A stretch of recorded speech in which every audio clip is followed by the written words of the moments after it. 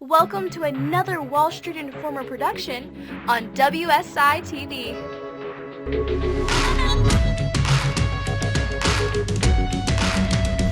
Welcome back into WSI TV. I'm Sean Bauer, Chief Editor of Wall Street Informer on wallstreetinformer.com.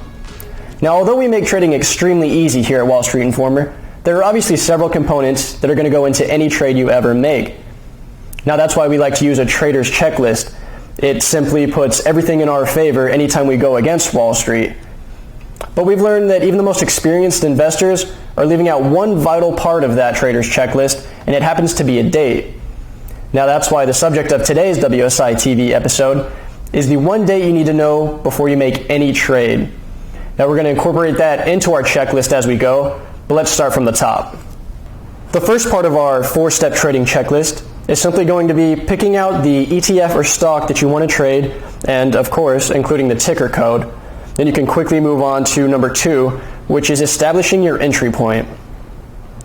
Now, by establish your entry point, we simply mean picking out the exact dollar amounts between which you'd be happy to trade whatever stock you're looking at.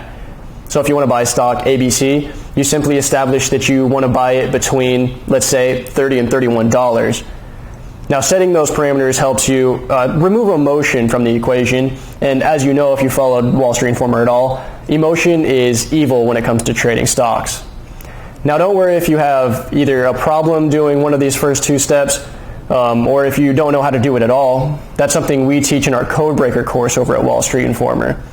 So once you have these two down, we move on to number 3 on our checklist. Now, this is where things get a little bit dicey for any trader who's never used a stop loss before. But that's exactly what checklist point number 3 is. Incorporate a stop loss price into any trade.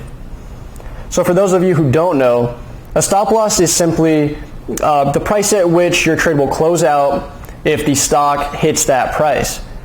So if you buy stock XYZ, then you can set the stop loss price a little bit below your entry, and if stock XYZ dips down to that stop loss price, it'll automatically be closed out.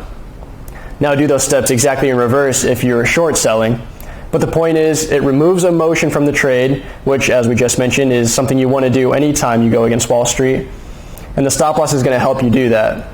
Now, let's move on to the fourth and final part of our checklist. Now, this is whenever you finally learn the one date you need to know before opening any trade. And it's what's known as an earnings report date. So any publicly traded company is going to be required to report their earnings once per quarter for anyone to see. And as you can imagine, when the public has access to these earnings reports, it can have a massive effect on the price of that company's stock from day to day. So let's say that Microsoft has an earnings report date and they beat expectations. Overnight, that Microsoft stock can see a bump of 5, 10, 20% just because of that earnings report. But the same is very true for the opposite.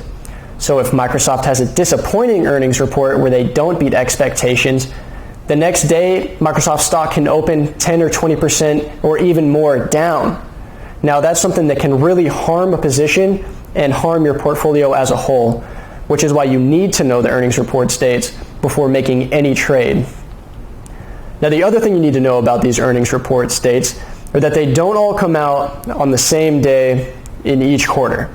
Instead, Apple may report their earnings on one day, where Microsoft reports on another, and Altria reports on another still. The good thing is that all it takes is a quick internet search to find the earnings report date that you're looking for.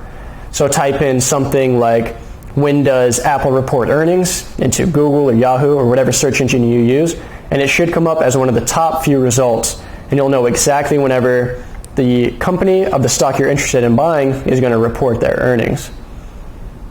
Now, I want to thank you for joining me for this episode of WSI TV. As always, you can subscribe to our WSI TV channel on YouTube, which should be in the top corner of this video right now to click on.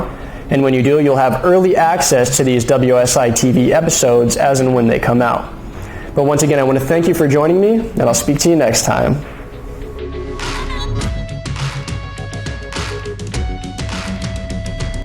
Thanks for watching another Wall Street Informer production on WSI TV. Be sure to visit wallstreetinformer.com, where you can become a member for free and gain instant access to the secrets of market millionaires via the Wall Street Informer Vault.